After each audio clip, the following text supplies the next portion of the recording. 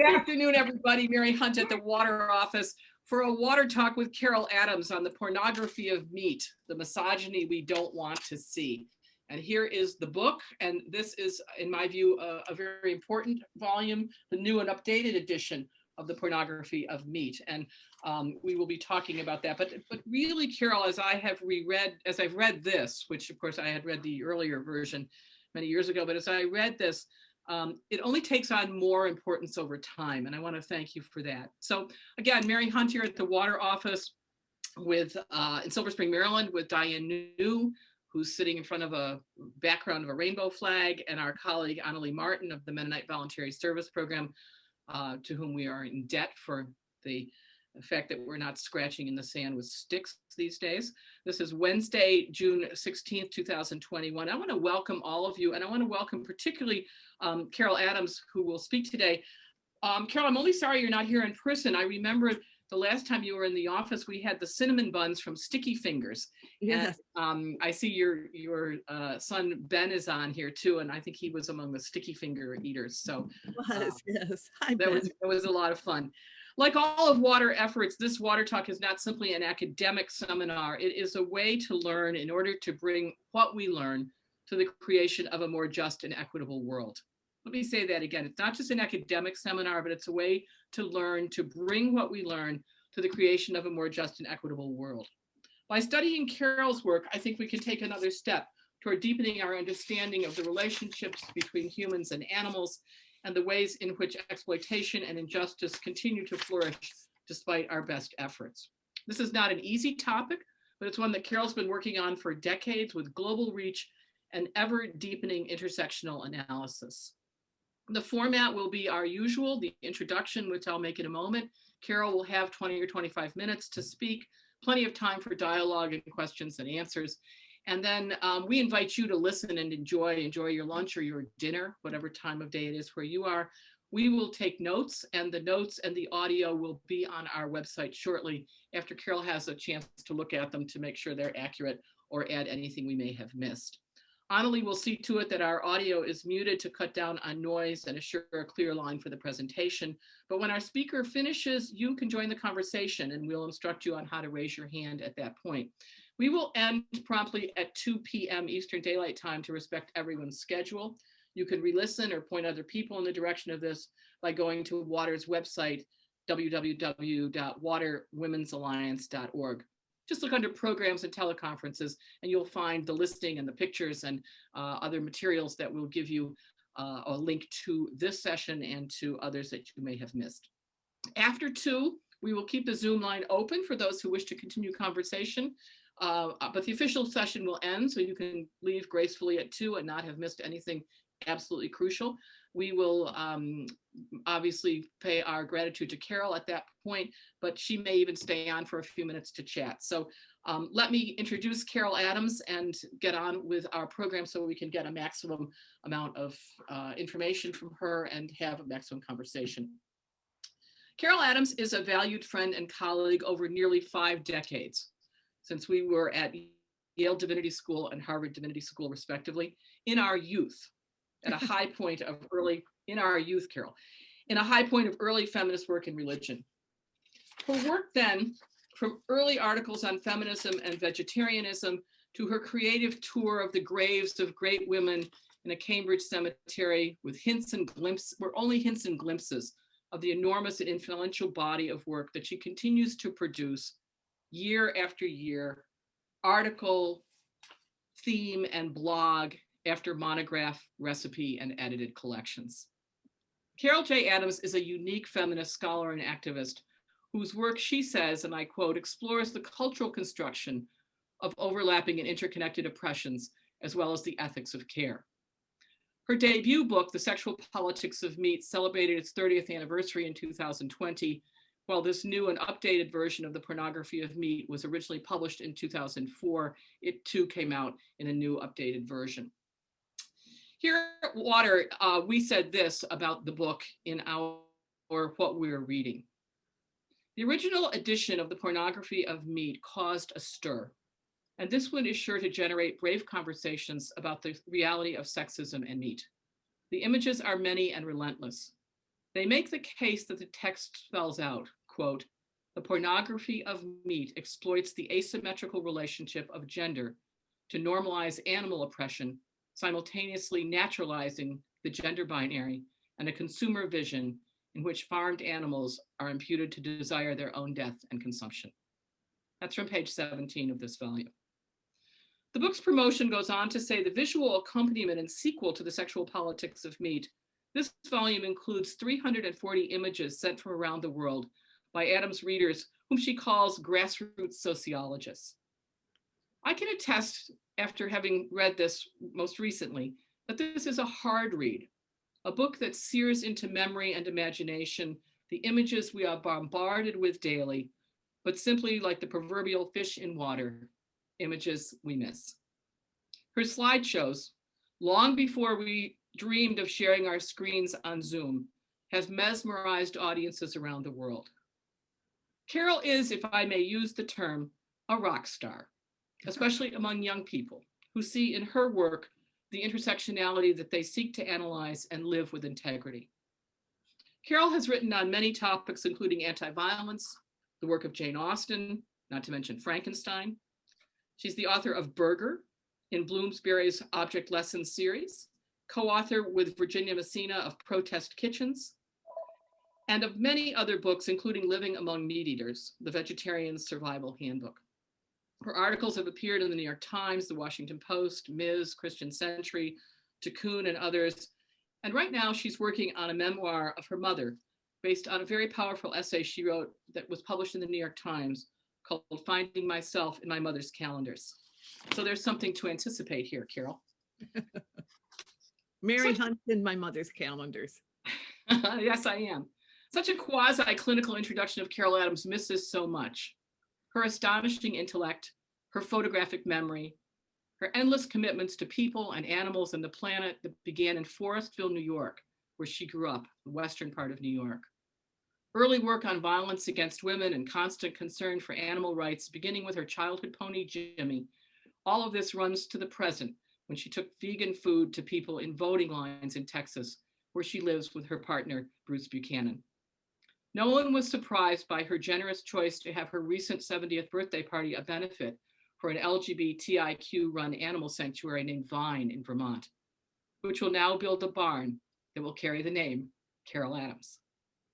I would be remiss to leave out her cooking prowess, her delight in her adult sons, now in a daughter-in-law and a little feminist granddaughter.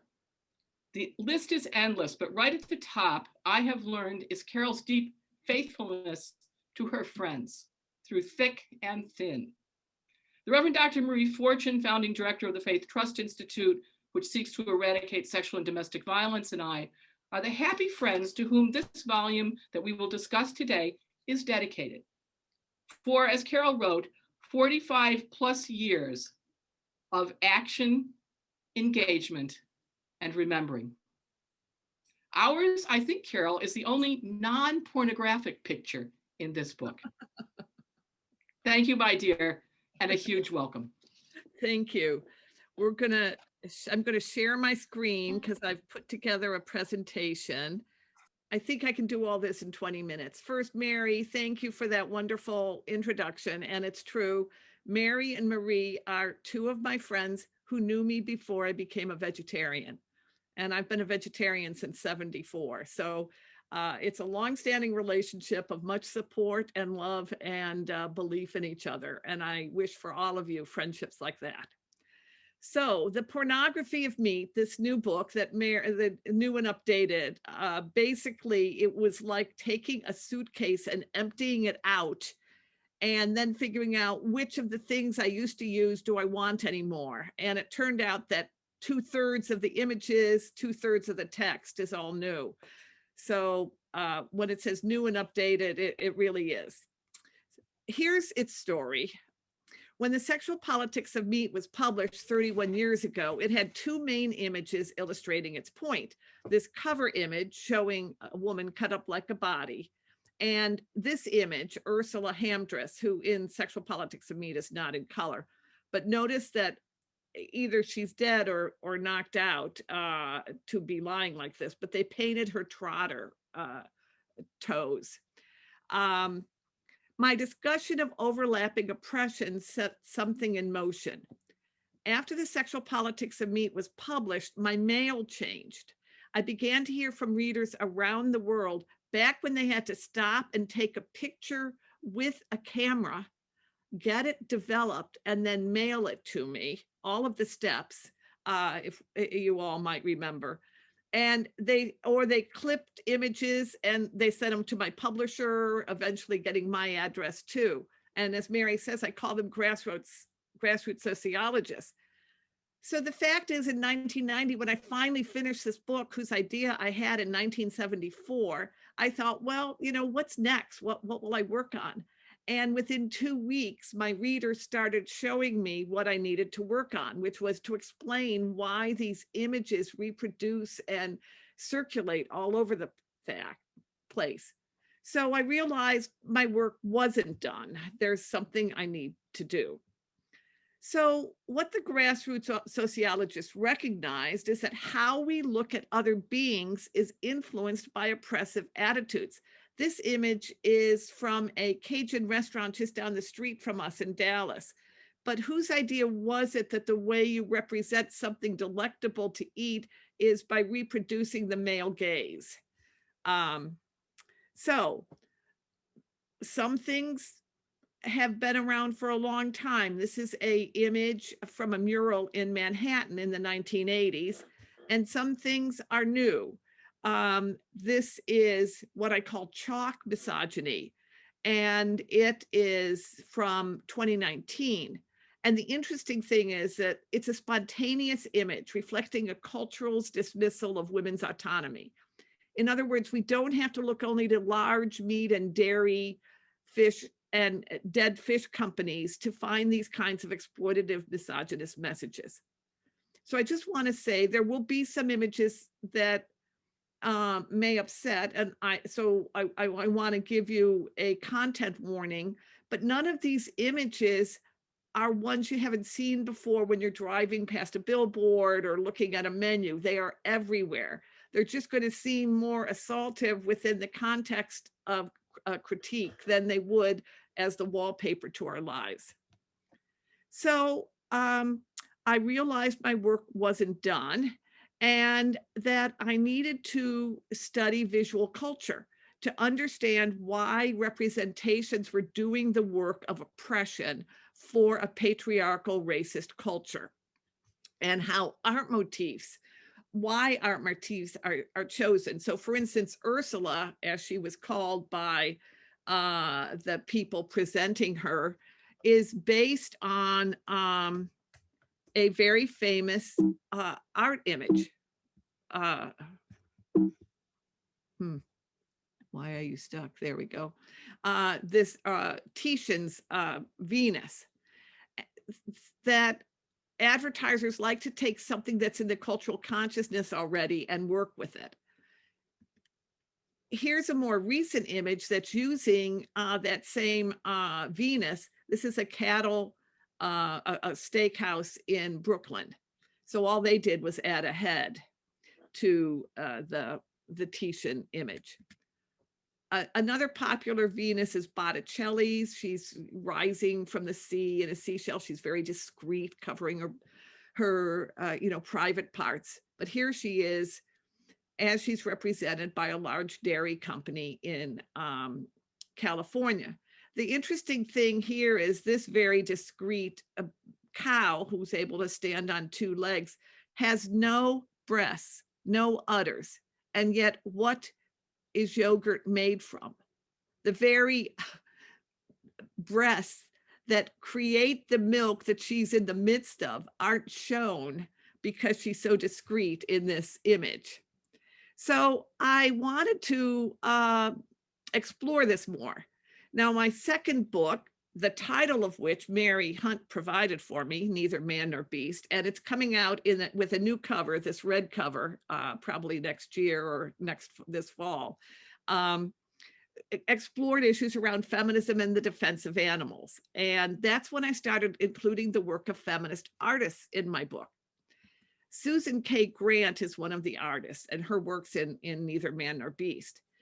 And she suggested I make a slideshow about my ideas. And she created the first slides for me. So I ended up showing the slideshow about 120, 130 times on campuses and at keynotes and all around the world. And some of the posters that were made for the slideshow, it was like, are they critiquing it or participating in it? There was such a thin line. Out of that, my publisher said, well, why don't you make the slideshow into a book? And that's how the first Pornography of Meat came about. But I continued to hear from feminist artists. This was an image in the first Pornography of Meat. It's called Olivia Said No. Olivia does not want to drink cow's milk because she is protesting the idea of drinking from another animal. This was another image that was there. It was called Chicken, Bitch, and Bunny by Nancy Hill, a Chicago artist, who's looking at, or in a sense, subtly protesting the use of these words as negatives, as pejoratives. And this, My Body is Mine, is in the new edition. It's graffiti, art graffiti that has been posted at places in New York City where there are live slaughterhouses still. This is a group of us with Susie Gonzalez's art. We were on our way to a slideshow presentation where her art was also going to be exhibited. So we became a sort of walking protest exhibition, which I love. Artists themselves respond to documentation of oppression, like photojournalist Joanne MacArthur's powerful series of images of a veal calf being removed from their mother. And this prompted Janelle O'Rourke to do this image, which is called Veal Calf Wheelbarrow. And in the wheelbarrow are all the words that are used about veal when it's being sold as dead muscle, or not muscle, since veals are often not well developed. Out of all of this artwork, eventually a book came, The Art of the Animal, 14 Artists on the Sexual Politics of Meat, which of course I loved. That photo's by Ben, who Mary indicates is here today, my son. So the problem is things changed and they didn't change. So here's 79. I ate a pig at Dominic's barbecue. You've got a lot of pig language in fraternities. And I tried to learn more about white fraternities, the history of fraternities, and the whole making of sort of an appropriative heterosexuality that's often represented in pig images. But this is just at the Atlanta airport from 2018. So have things changed, or are they just in color now? Michael Harris, in a very brilliant book discussing race and representation, notes that representations operate within patriarchal structures, with the white male perspective as universal and an appropriation of female bodies. And this describes the functioning of the sexual politics of meat and the pornography of meat. For instance, there's a fetishism of pinkness. This is from Paris, which pinkness, the first association might be femininity. Girls are pink, the pink for reveal parties, which are so retrograde. It's also representing whiteness, pink flesh. And then you've got the pinkness of breast cancer campaigns and the pink ribbons and the historic infantilization of white middle-class women who were the targeted consumers in many of the arrangements that Susan Komen Foundation made that established pinking. So here's t-shirts. Quit staring at my rack is what the t-shirt says. It's for women to wear to raise consciousness about breast cancer, which simultaneously is raising consciousness about the sexual politics of meat, fragmented pieces of meat representing women's body parts. Here's another thing that got pinked, a veal calf enclosure, but the calf's not in it. The calf's outside it, as though this white family just has a pet. And this is the dog house, the calf house for the pet. So they pinked these hutches as a way of raising consciousness about breast cancer. And who's pinking it? Alga Plastics. The whole historic thing about plastics and cancer and all, we're just going to put to the side. Because the idea that you'd pink something like this in itself is outrageous, besides giving approval to the company that's making them. But there's that veal calf again. She's being taken, or he's being taken from his mother. Here are all the cows you can see in the background watching this calf leaving. Cows will try to stop the stealing of their babies if they can. That's when they're called, bitches and old cow. They're brutally treated for trying to reunite with their babies. This is actually what it more looks like when a veal calf is taken from their mother. So I just go back here. So there's a saying, every drop of cow's milk contains a slice of veal. And that's because cows must be continually made pregnant to be, productive in our terms. The veal calf himself is not the product the cow is making, in a sense. The cow, it's a side product to what the cow's expected to make, which is her lactation product to be sold to human beings. And then what happens, and this is from France too, you can drink it, that the idea, first of all, that Rosie the Riveter now becomes a symbol of liberation for humans to drink cow's milk. But the relationship of the cow's milk to someone becomes with us, not with the calf. And that's, that's how oppression works, to propagandize in such a way that we never think, when we're, if you're still using dairy, that you've cost someone a great deal. So I would say we're brainwashed to believe that any cow would want us to have their milk. The absent referent was one of my innovations from the sexual politics of meat. I explain how animals are the absent reference in the consumption of meat, dairy, and eggs. They disappear as individuals who desire to live and are instead killed and usually renamed, making them able to be metaphors for others. So for instance, the cover of Sexual Politics of Meat, the cattle queen asking, what's your cut? She's cut into parts of meat. So the animal is the absent referent. But here with Ursula, it was the sexualized woman who was the absent referent. As here, this is from 2019. Sexualized women are the absent reference. So the interesting thing, the result of this, a cow saying, come upstairs and eat me, because of course, once a cow is not producing enough of her lactation product, she's sent to slaughter and becomes hamburger. The only desire that animals are imputed to have, farmed animals, is the desire to be consumed by humans. That the animals are presented as speaking to us, come upstairs and eat me. That their desire is exactly what we would want them to desire. I want you, this pig implies. This one is at least granted breasts, but she's there to distract you from the fact that the beings are inside the truck are suffering. Usually there's no water given to them as they're being moved to a slaughterhouse. So women and animals become overlapping absent reference. I guess, if you're going to have a sound bite for my work, this would be one of the sound bites, that women become animalized in representations and animals become sexualized and feminized.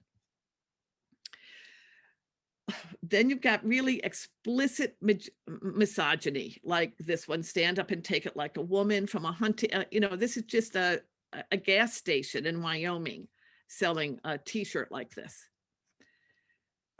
Here you see the man is represented when it's a woman in the image. This dominance, you've got, again, a dominance represented by the man being erect, the woman at his feet.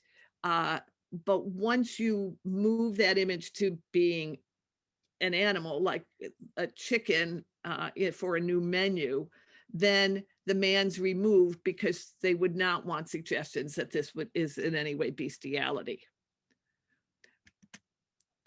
Here's another transport truck. I do a whole chapter on this now about the way male heterosexual assumptions about sexuality are imposed on animals, and what that means, besides the gender binary, but just also this sort of superior role of the male. So I have found, that the sexual violence myths that we're fighting at the human level, that she deserved it, we're fighting at the farmed animal level too. Oh, she's a bitch from hell, that cow who ran after her calf.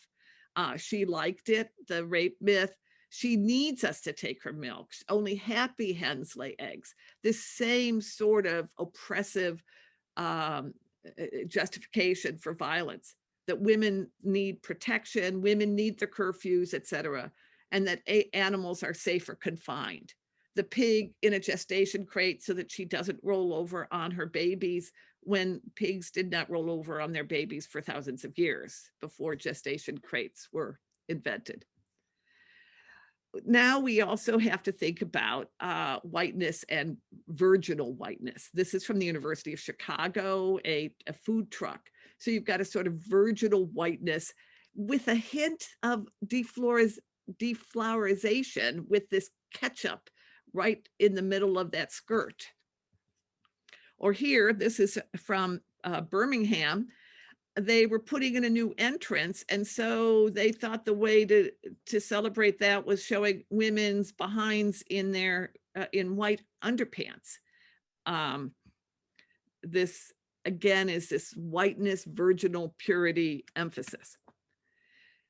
Here's Ireland, love Irish dairy, and it loves you back. The whiteness here just kind of like startles my eyes. He's got a white shirt. The milk is white. It's implied because the milk bottle is white. There's no cow in sight, even though dairy agriculture is so dangerous as a pollutant and as contributing to climate change. But you've got what's being evoked is a sort of pastoral heritage. And as we know, around heritage issues in the United States, that's you're getting into a dangerous myth-making area. Now, when women of color are represented, they're often represented through the use of references to wild animals. And so women of color are more likely to be shown, wearing stripes or spots, panthers, or tigers, jaguars. This Betty Beaver's fuel stop is in upstate New York, Mary. And on the side, it emphasizes her breasts protrude. It's a three-dimensional thing. So one of my other claims is that the intersection of race, gender, and species is always happening. We just have to look to see it. There's a messaging happening around all three in images. The sexual politics of meat and the pornography of meat got, a reboot with Trump handing out hamburgers to a football team who had their own dietitian and probably rarely ate hamburgers, but this idea of beefy, muscular men needing meat is represented here. Then, if you all remember, when these guys, the motorcycle guys, went to Trump's New Jersey hotel, and this man with his arm raised has a patch that says, this is America. We eat meat, we drink beer, and we speak effing English. So they see this all as a piece, a part. And it's very important for us to understand that the basic myths about meat eating and milk drinking that we all adhere to have been capitalized by the right wing. They become like the funny house mirror to the beliefs that everybody holds. So we've had articles like why right wingers are going crazy about meat. And you'll notice that this came up again with Biden this year. and his recommendations about climate, that suddenly Republicans were saying he's going to take away your beef. Alex Jones, the conspiracy theorist guy. This is back during Obama's years, but if this guy ate all this on the 4th of July, I don't think he'd be walking around still. Pence last year attacking Harris, saying she's going to take away red meat. And of course, so you've got a woman of color being accused of depriving white men of their meat. And then the right wing and neo-Nazis, especially in the United States, have really claimed milk as a symbol of racial purity. And the subtext here is that it is white descendants of Northern Europeans who can digest milk. The majority of the world cannot digest milk from cows. So it's not just, commentators would say, is this a coincidence that they've picked milk? Oh, it's just, because it's white. No, it's because we already know that what's called lactose intolerance exists for the majority of Native Americans, African Americans, Africans. So I have a friend, an activist, who says that it's those people who should be called lactose normal, and that we who might have the enzyme that can digest milk should be seen as lactose abnormal. So these are the kind of things. We must secure the existence of our people and a future for lactose tolerant children, meaning white children. So you've got a real emphasis on the body, the white body, and what the white body needs for nourishment. This eat beef, the West wasn't won on salad, which of course the West wasn't won because they ate beef either. The West was won because they violated treaties and they killed the buffalo and they imprisoned Native Americans when they weren't, destroying them. So it's a lie, but this is a very popular image in the Midwest. So Western cultures co-constructed meat eating, drinking mammalian milk, masculinity, nationhood, and white supremacy. We could talk about Great Britain too, but there isn't time right now. So with all these developments and my expanding understanding, that's how the new edition of the Pornography of Meat came out. Just to be clear, the images I'm talking about I'm not talking about them because they're advertisements. I'm talking about them because the advertisements and other representations illustrate prevailing attitudes, those attitudes involving patriarchal structures, white male perspectives as universal, and the appropriation of female bodies. So to end on a slightly lighter note, I continued showing the slideshow throughout all these years, and they continued to produce their own images, some of them very, very creative, and some of them really deeply problematic. And then this image appeared. Where did it appear? It was on Law and Order, Special Victims Unit. Each week, the question was, is it resisting violence or benefiting from our interest in it? Was it salacious or not? So this week, the question was, why was a murder victim obsessed with women's butts? Now, what you need to know is that in the first edition of the Pornography of Meat, I called this the rear entry pose. And what the Law and Order detectives find is that she had images like this pinned on her bulletin board. So the beef episode on April 2010 needed to answer the question to discover her murderer. So the Law and Order team go to a book signing where, lo and behold, a woman is seen and she's showing slides and she's saying, our society views women and animals pretty much the same as cuts of meat. She clicks and moves to the next slide and says, meat eating and the patriarchal world go hand in hand. She says, we can't stop the objectification of women until we stop eating our four-legged and winged brothers and sisters. So what in a world of images is going on here? And do you think I should start wearing a scarf? The answer for the Law and Order detectives is that the speaker is the author of a feminist book on meat eating and needed an image for the cover of her book. The rear entry position was seen as perfect. So Law and Order recognizes the almost uncanny persistence of these images and needed them for its plot.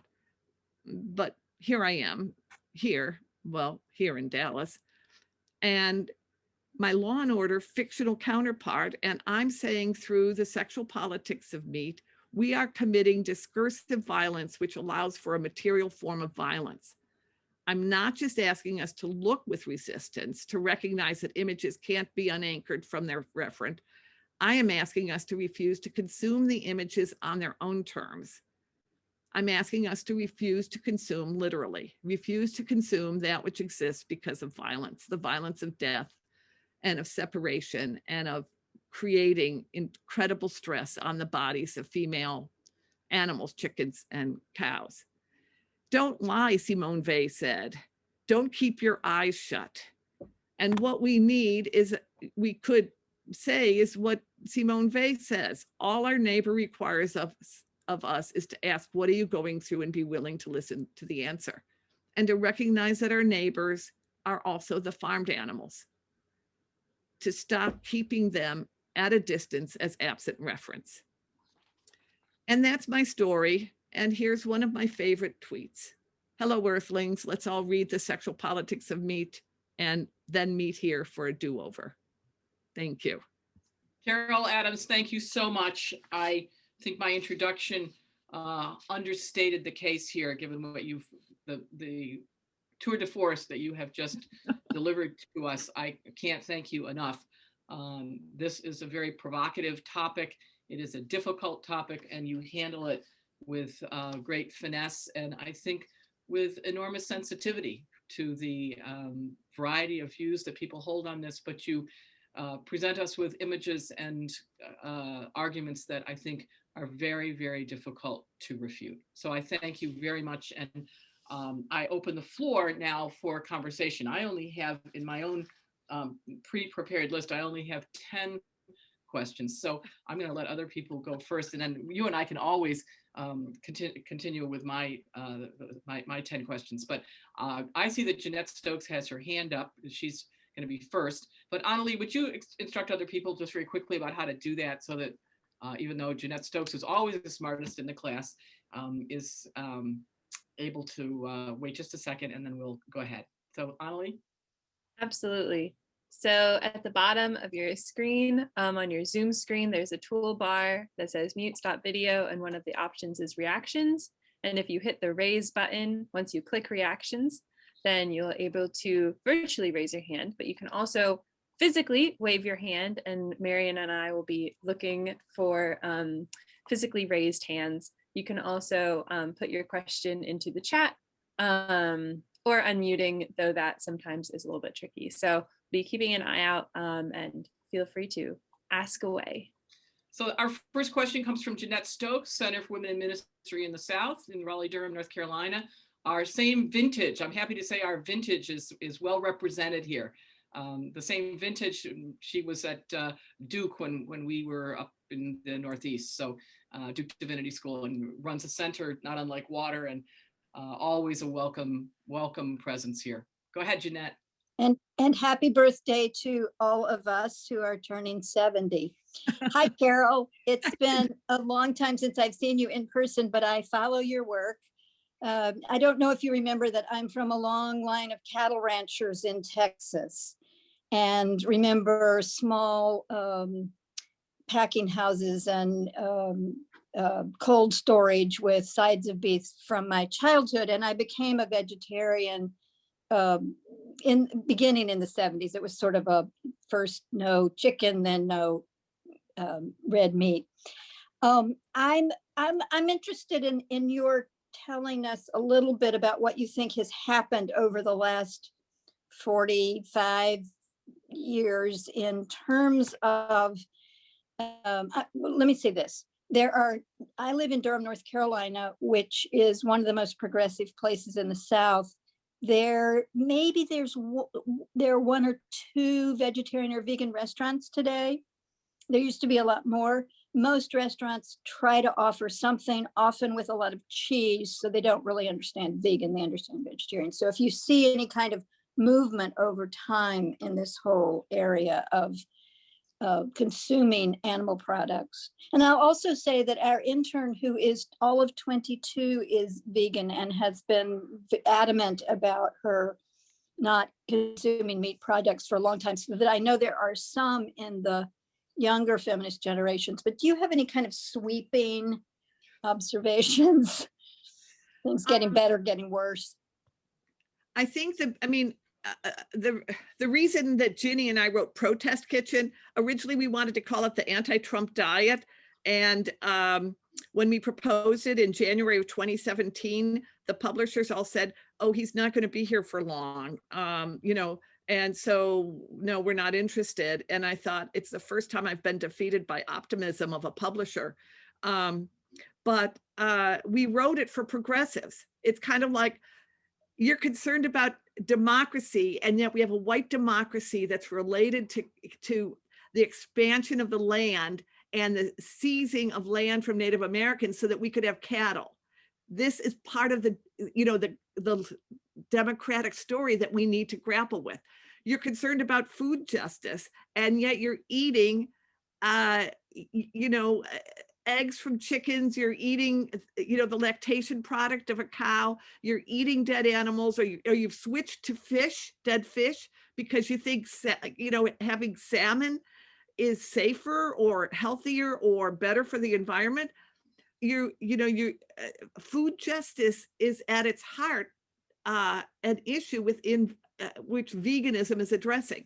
You're concerned about climate change, and yet you're still eating the animals who are, you know, who are so heavily contributing to climate change. So we were trying to lay out in a very friendly way, not that way not that accusatory way that I can often fall into, but a very inviting way with steps each chapter on how the things you could incorporate, how to do a taste test of plant milks, etc. And I know that many of my friends who are vegans of color are addressing those same issues within their communities. How can we, especially under Trump, worry about you know, what we're eating at night when you know, we're this close to authoritarianism? But these aren't either or decisions. And I think it's the same thing I've been saying, you know, like when I was working with people in the domestic violence movement in New York State in the 1980s. Being a vegan, being a vegetarian at that point, being a vegan, it doesn't keep me from being engaged in the world. It's not either or. The only people it's either or for are those who think that change is too hard, which is why I wrote Living Among Meat Eaters, to say, you think change is hard, but not changing is even harder. You just, you know, step into it and you'll find that out. There's the things I would say is hopeful. I mean, so I think the more veganism is privatized, the more dangerous it is for getting the message across, but the safer it is for everybody to continue to, you know, in a sense, enjoy their stash. On the plus side is incredible restaurants, well, incredible chefs who've moved vegan dining to a whole new level, not just with how they create seitan, but what they do with vegetables, like veg in Philadelphia or plant in Asheville. There is some real wonderful work being done that gives the palate. Everybody's so worried about, I'm gonna, you know, I need my hamburger, or I'm gonna miss that taste, or the cheese. These things are both surrounded by other great tastes. Some of them can be reproduced, and is that really the basis on which an ethical decision is going to be made? So I think having more available vegan food and much better plant milks than 30 years ago are on the positive. I would love to see feminism more broadly embrace the understanding of why some of us have been committed to having a conversation about animals. than it has. But I see young scholars and on Twitter, a lot of energy going towards this. So I think, as you indicated about your friend who's 22, the next generations, they're not arguments in their heads. They've already settled it, and perhaps that'll help change the context. Sorry, I always have such long answers. Sorry. Great to Thanks. see you, Jeanette. Yeah, really important question, Jeanette. And I noticed this, Carol, when the Keystone Pipeline triumph happened last week, that the company decided not to do it. I couldn't help but look at the many people involved in even that struggle, who will remain named, some of whom will remain nameless, but are very prominent, who have never embraced the feminist side of ecofeminism, although we have embraced the eco side of ecofeminism. And I think the vegan question is right at the heart of that. Yeah. And it's not incidental that the movements around veganism and animal rights are largely led by women. I think there's no question, and much more collectively led in some ways than some of the other, what I think of as sort of macho social justice movements. But we'll move on. Marie Fortune and then Marianne Case. So Carol, I just want to know if you're getting royalties from Law and Order for that.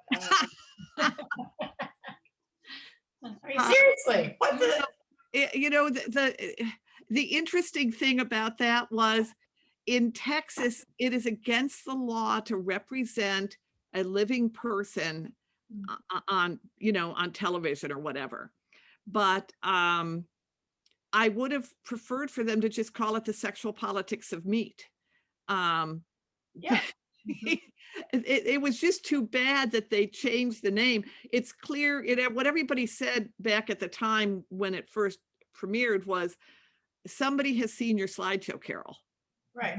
He has sat through your slideshow and is now a writer at Law and Order. But no, that was a complete ripoff. You know what it was? They had this undercover footage of a slaughterhouse, which Law and Order wanted to use, Law and Order SVU, but there was no sex there. The way they got the sex there was the slideshow. So the slideshow is used to be able to introduce the issue of animal cruelty, but it was, in a sense, gratuitous.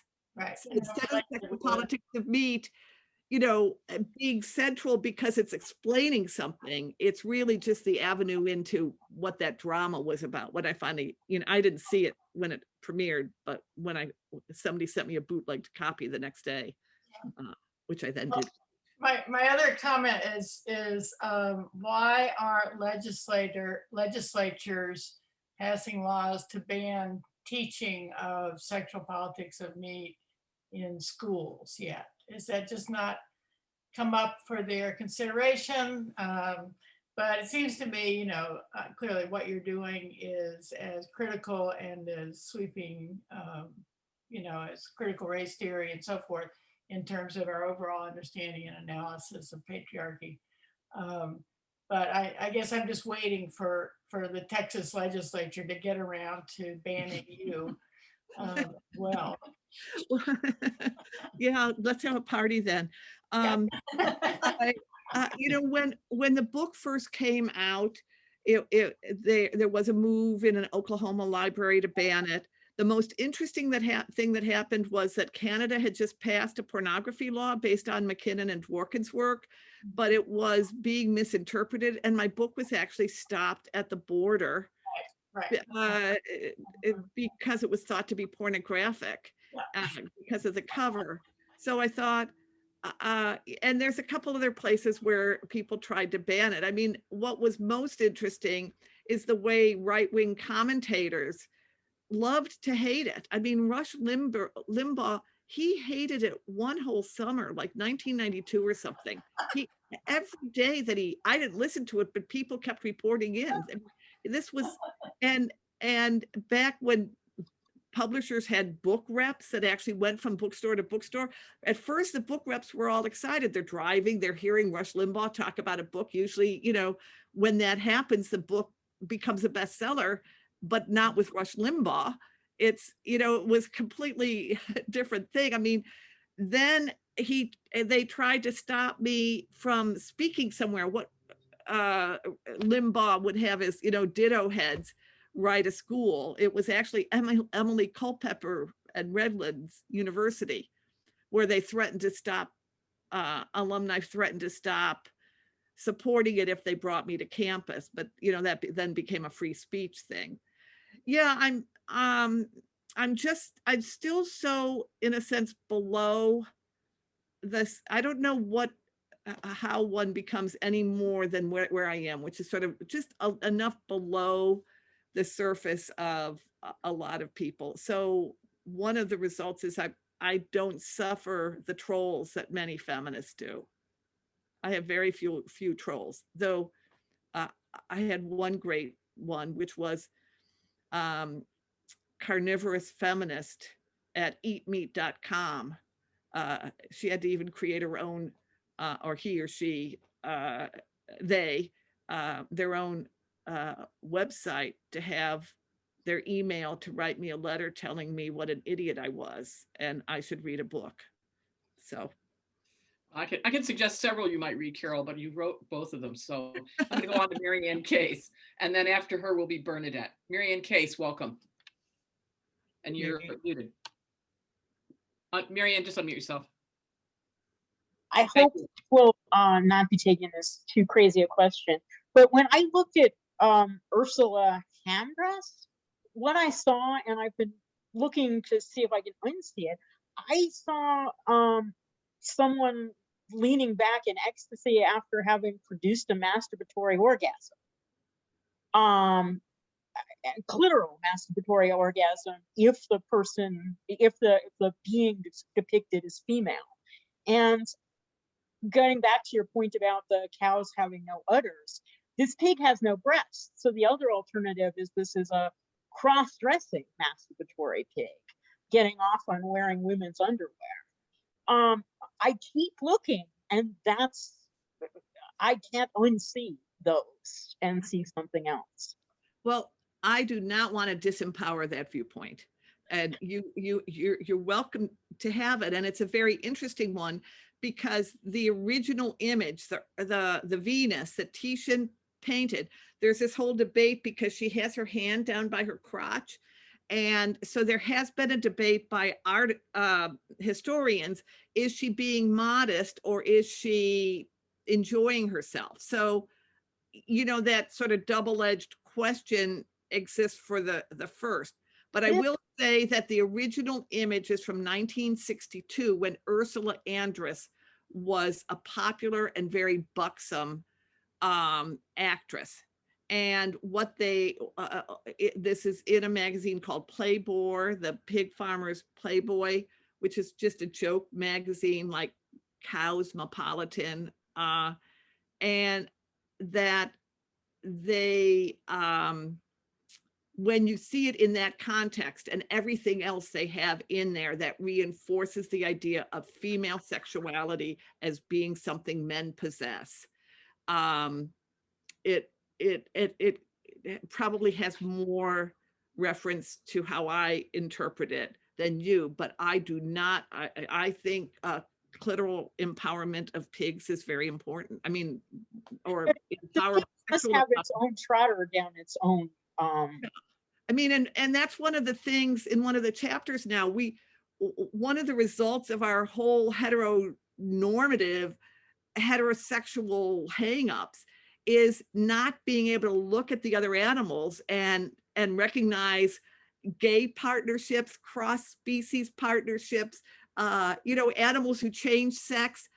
All of that was always there, but we had such blinkers. We could not see diversity among the animals because we didn't want it among human beings. So there's like a 500-page book that explores all that, sort of the erotics of recognizing or recognizing the power of the erotic for the other animals. Yeah, Carol, that's a really new part of this book, which I found very, very exciting and very insightful. We're going to take the question from Elise. I was wrong. Bernadette was only adjusting her light, so she didn't have a question, but Elise has a question. And then we will be coming close to our time, but we will continue conversation for those who wish to continue. I have to ask at least one, Carol. Come on. Go ahead, Elise. Yeah, thank you so much. First of all, thank you for a wonderful presentation. I've been a very big fan, so it's really exciting to be able to see and meet you and hear from all of you in this format. I just wanted to see if you could maybe talk a little bit about, you had mentioned some of the intersections between like veganism and feminism and racism. And I just wanted to see if you could talk about, what I've seen online is that people often link veganism by naming it white veganism specifically, and also linking it to anti-indigeneity. And they will start advocating for more like regenerative farming, where, you know, we care well for the land and the environment, and that also means caring well for the livestock, which then we should eat. And so I don't know if you have any thoughts on this kind of veganism paired with anti-indigeneity. Well, I mean, I just refer you to the indigenous writers writing about veganism. There's Margaret Robinson in Canada, writing from her experience as an indigenous person in Canada, and she's written about veganism several places. I know I started getting asked this question about 2015 or 2016, wasn't veganism white? And I said, well, why don't you do your homework? You know, this was a big magazine, you know, that should have known better. I said, you know, just because you're looking at white celebrities doesn't mean that's what veganism is. And, you know, you should be looking at the writings of this person and that person, and you could be looking at this restaurant and you could be doing this. So, you know, stop being so lazy and just accepting that. And I would still say that their veganism has grown a great deal with vegans of color. There's the work of Bryant Terry, who's trying to do and represent the foods of the African or the Afro diaspora. And he has done several vegan books. He's got a new one coming out in the fall, but he has been around since 2009, at least, or 2004. He worked with Anna LaPay in empowering youth. It's a very complicated thing about Native Americans. I mean, you look at the historian Roxanne Ortiz Dunbar, and she says the majority of Native nations were vegetarian. And, you know, whites have actually benefited from this idea that Native Americans were mainly hunters, because that meant they didn't have a homeland. And so disrupting them was okay because they were always moving around. And when the fact is that a lot of the Native nations lived in cities. So how have whites perpetuated a certain kind of Native relationship to animals to justify how whites look at animals? So, you know, whites will tell me, oh, I thank the animal the way the Native American did. I thank the animal for the sacrifice the way the Native Americans did. Well, you know, first of all, it's bullshit. There's no comparison. But all I do is I usually say, well, how do you know that cow would have picked you? Thank you very much. That's supposed to be funny too. How do you know? Nancy Crody's laughing, so it is funny. Okay, sacrifice. Nancy Crody is with us, which makes my day. I see, Nancy. It's so wonderful. But I just want to say, to look at the issue of sacrifice and add animals, if you're in any way Christian, really helps open up that whole problem of what a sacrificial lamb is.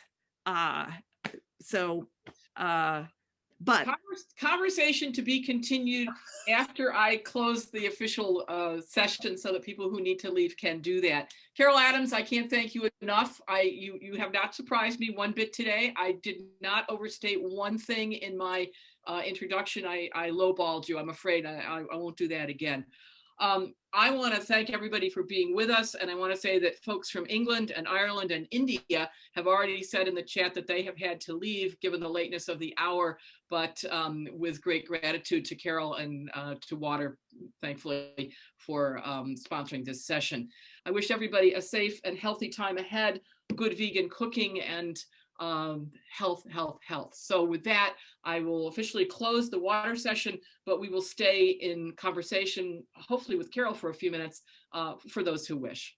Thank you very much, Carol. It was great. Thank you, Mary. Thanks for having me. You're welcome. And I'm going to jump right into my own question, Carol, if I might. One of the things that struck me in the book was when you think about violence against women and children, which is where you and Marie Fortune started with some early work many years ago. You know, some of the images that come up are clear: violence against women and people of color, and now violence against immigrants. It seems to me raise some new images for our study. I remember the early whiskey ads and women's bodies carved up like meat, but what are the new ones with the detention camps at the border? What do they conjure? The crates and pens and that pink hutch.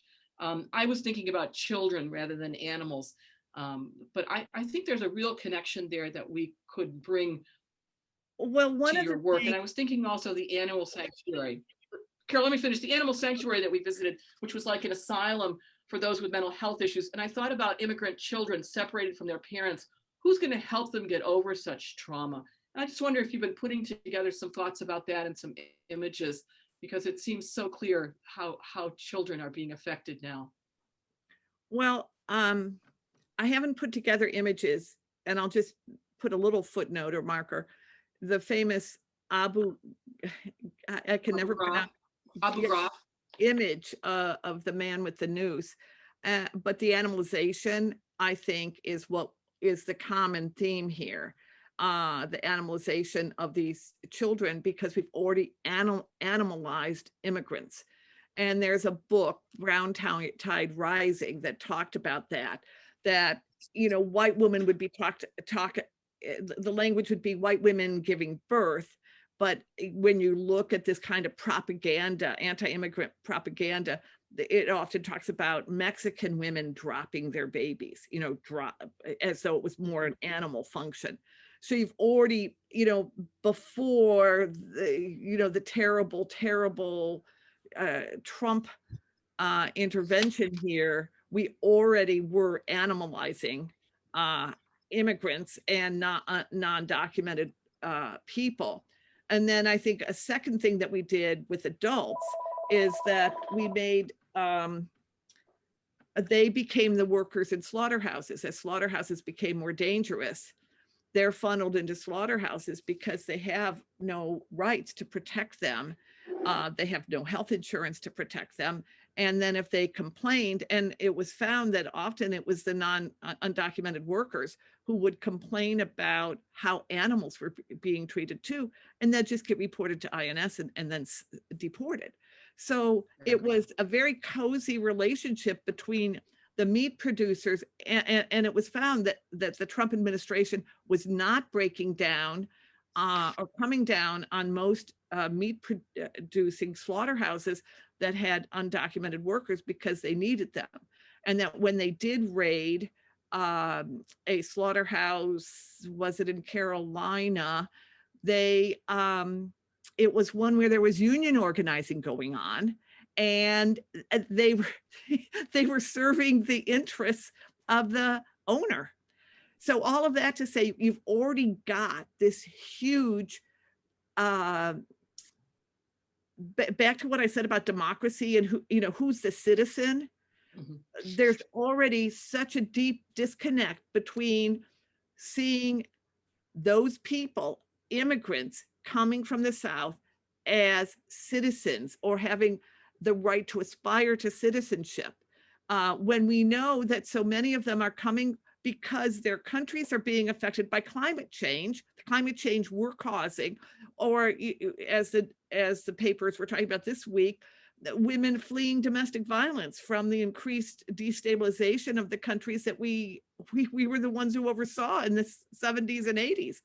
So you've already got an animalization that's been flat out accepted. And so then to cage these kids, it falls into the operating dominant narrative about immigrants from the South, it seems to me. But I welcome other people's thoughts. The floor is open. Don't be shy. Even if I did bite, I can't in a Zoom.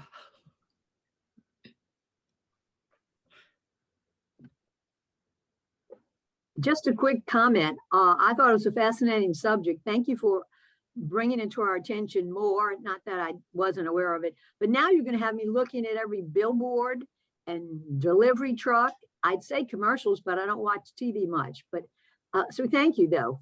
Thank you. And your dynamic presentation was engaging. Thank you. Thank you. But don't just look. If you see something, get a photo and send it to me, please. Okay. I've ended up being the archivist for oppressive images, overlapping oppressive images.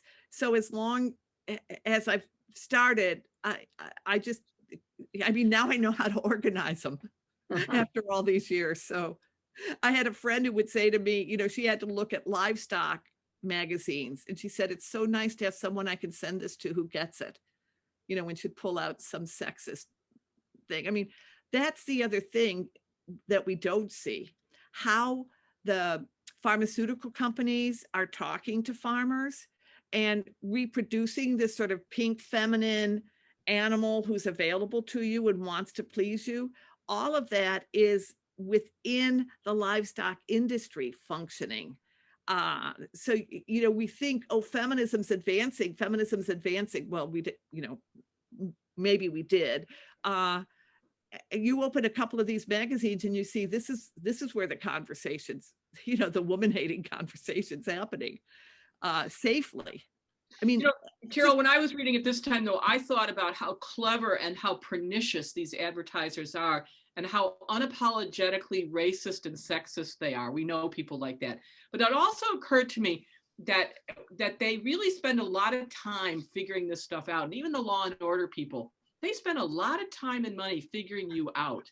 And I just wonder if there are ways to infiltrate there so that the people who used that in the negative, you know, who would use it in the negative way could be, I mean, there must be young people coming along into advertising who are your, who are in agreement with you. Do you see that happening ever, that this stuff will be, you know, what you're doing will eventually find its way into advertising as well for new products and,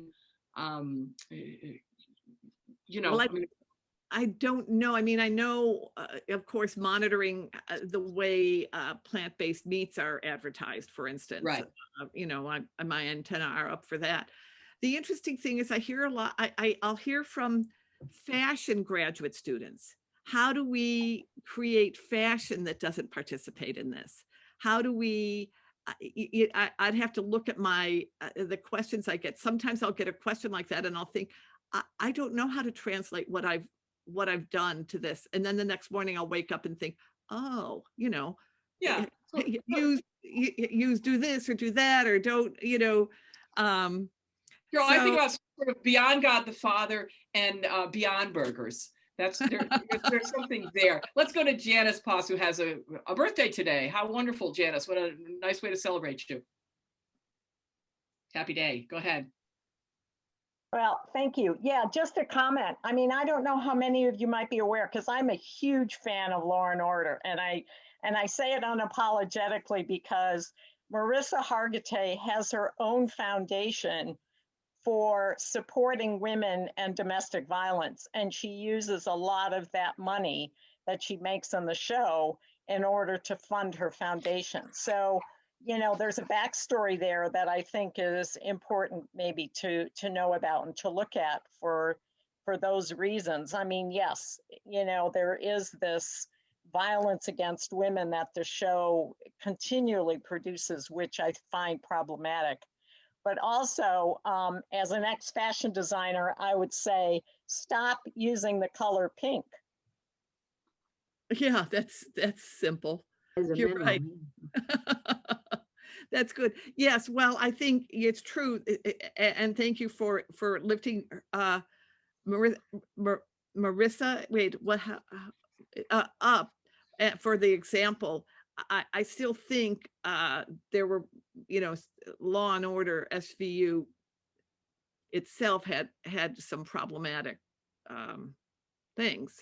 When we watch the when is something reified or not? Is that the reification or the resistance? And that's the question of, like, when pornography or sexual politics of meat is stopped at the border. Was it because it was reifying or seen as reifying instead of resisting the dominant culture? The fine line. I think it's a very fine line between the two, when you present it in media. And of course, there's, so much politics around all of that. So how do you, really show it in the light that maybe you want to, but you can't, or, we're on our way, hopefully, to a better explanation of all of that. It was interesting because in the 80s, well, what happened with the original cover of The Sexual Politics of Meat, which, became part of its iconography, in a sense, an iconic status, was back to the book reps in 1989. They said, we can't sell this book unless it has a cover. Nobody's going to understand it. What is Sexual Politics of Meat? Like feminism, vegetarianism? It doesn't make any sense. So then we had to come up with a cover, and that cover was from somebody who I knew who did the slideshow, the Women Against Violence Against Women slideshows that were developed in the 80s. And what she talked to me was, she said, when you reproduce an image, and when I talk to other people, when you reproduce an image like that, you surround it with text and you make it small so that it disempowers it. And I think what happens, young people, young feminists will often send me their artwork that's been inspired by Sexual Politics of Meat that they've done for a college class or something. And I'll look and I'll think, it's that fine line. Is it reproducing? Is it expressing outrage? I never criticize it or critique it, but it is such a fine line. And now in this new edition, the editor said, we're going to make some of those images full page. And I said, full page, most of them have never been full page. Not that it's a big book. And then I thought, these are billboards. These are the backs of trucks. There is no way to reproduce what their real size is. So why not, in a book that's critiquing them, let them have a little more space than usual so that we know how assaultive they are as we analyze them. But it's really a tough call. And I welcome feedback if you all look at the book. I welcome your feedback on how I did it, and is there better ways to do it? I mean, I would even almost think that you would show that image, but then how would you show the response to that, not in that pornographic context? Well, I think that's why I use why feminist artists reached out to me, and why I learned from them, and I've used their work really in every book since Sexual Politics of Meat, is to let the feminist artists do it, because that's analysis is theory is my strength. But if to be in correspondence with them and see how they're doing it, I think is what I chose. So in fact, the last chapter, instead of having any of my words, is simply feminist artists. I decided I don't have to have the last word here. Let them have it. Because and that chapter, by the way, is called Resistance, Janice. It's okay. called Resistance. I have to get the book.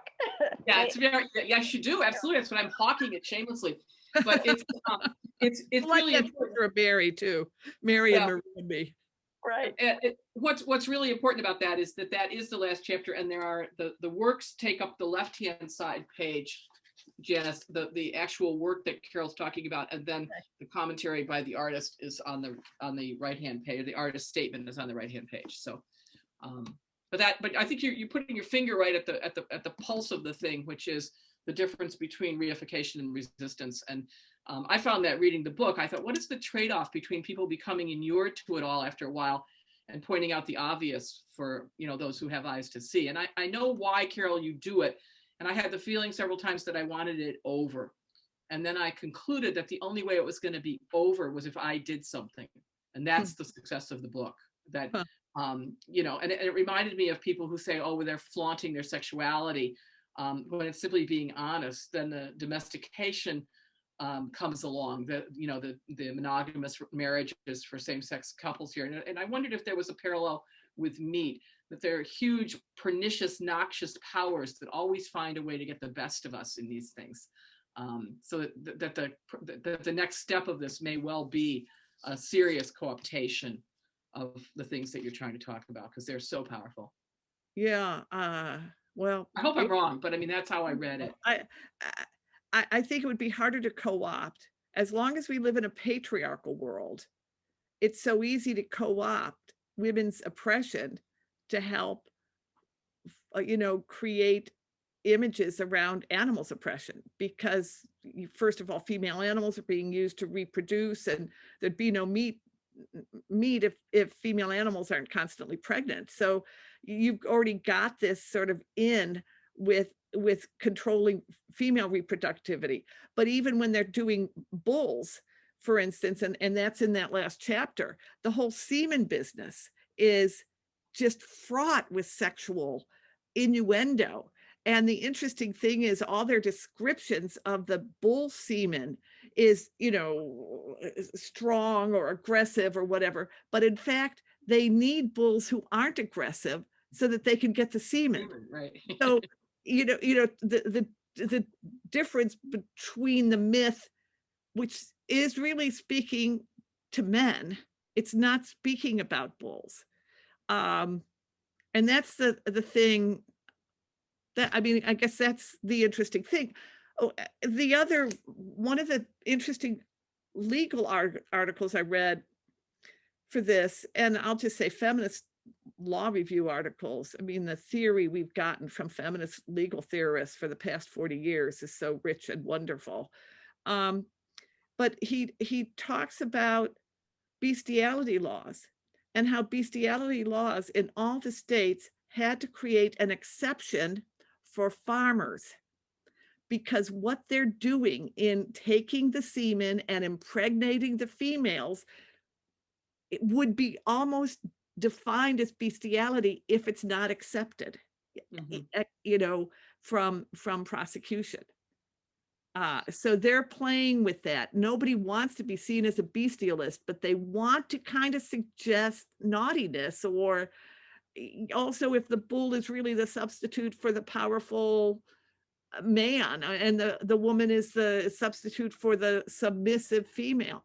This is the ritualistic story that works in animal agriculture.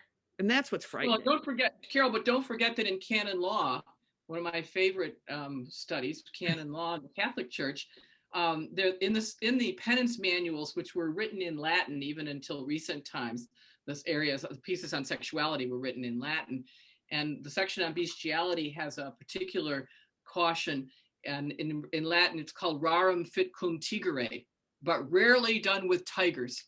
So we had those T-shirts when we were in graduate school, rarum fit cum tigere T-shirts at the GTU in Berkeley. Where are those? I need one from my archives, Mary. I know. Okay, I'll see what I can do. But it's you know, that's so interesting, because it also reminds me of you mentioned the Ruth's Chris Steakhouse, and as one of those you know, chains that puts forth the steak myths, as it were. And here in Washington, the Ruth's Chris Steakhouse is one of the most gay-friendly places in DuPont Circle, where gay men are well-fed and treated well, and it gets written about. I've never been there, but I assume they eat steak. And I think that really is a great example of the exaggerated masculinity that is internalized, especially by some stereotyped men who are seen as effeminate, and you know, who wouldn't be caught eating tofu.